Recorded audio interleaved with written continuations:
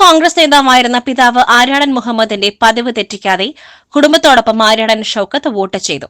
കുടുംബത്തിലെ എല്ലാവരും ഒന്നിച്ച് വോട്ട് ചെയ്യുവാൻ പോകുക എന്നത് പിതാവിന്റെ നിർബന്ധമായിരുന്നുവെന്ന് മാതാവ് മറിയുമ്മയുടെ കൈപിടിച്ച് ഷൌക്കത്ത് പറഞ്ഞു.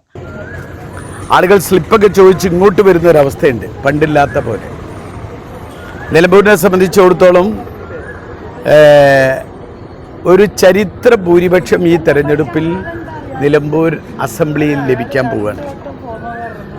കാരണം ഈ അസംബ്ലി കോൺസ്റ്റിറ്റ്യുവൻസി ആദ്യത്തെ മത്സരം ഉണ്ടായത് 1965-ലാണ്.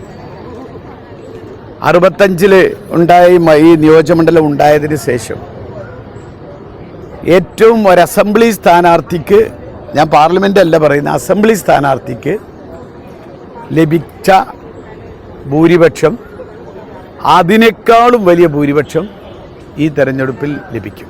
UDF സ്ഥാനാർത്ഥിയായി എനിക്ക് ലഭിക്കും.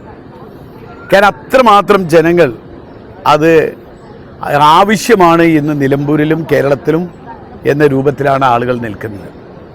എല്ലാ വിഭാഗം ജനങ്ങളും വളരെ എന്തായാലും 10 വർഷത്തെ LDF ഭരണം മാറ്റണം, മാത്രമല്ല നിലമ്പൂരിൻ്റെ വികസന വളർച്ചയ്ക്ക് കേരളത്തിലും LDF ഭരണം, നിലമ്പൂരിലും കേരളത്തിലും UDF ഭരണം, നിലമ്പൂരിലും UDF ഭരണം എന്ന് വളരെ കൃത്യമായ ബോധ്യമുള്ളതായിട്ടാണ് മനസ്സിലാവുന്നത്. നിലമ്പൂർ വീട്ടിക്കുത്ത് GLP സ്കൂളിലെ 184 നമ്പർ ബൂത്തിലാണ് വോട്ട് ചെയ്തത്.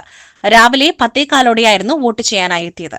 ഭാര്യ മുംതാസ്, മക്കളായ ഡോക്ടർമാരായ ഒഷിൻ സാഗ, ഒലിൻ സാഗ, ഒവിൻ സാഗ, സഹോദരൻ ഡോക്ടർ റിയാസ് അലി, സഹോദരപുത്രന്മാരായ റയാൻ, ഇയാൻ, സഹോദര ഭാര്യ സിമി റിയാസ്, സഹോദരിമാരായ അൻസാർ ബീഗം, ഖദീജ, സഹോദരിപുത്രൻ ഡോക്ടർ കാമിൽ, സഹോദരി ഭർത്താക്കന്മാരായ ഡോക്ടർ ഹാഷിം ജാവേദ്, ഡോക്ടർ ഉമ്മർ കാരാടൻ എന്നിവരും വോട്ട് ചെയ്യുവാനൊപ്പമുണ്ടായിരുന്നു.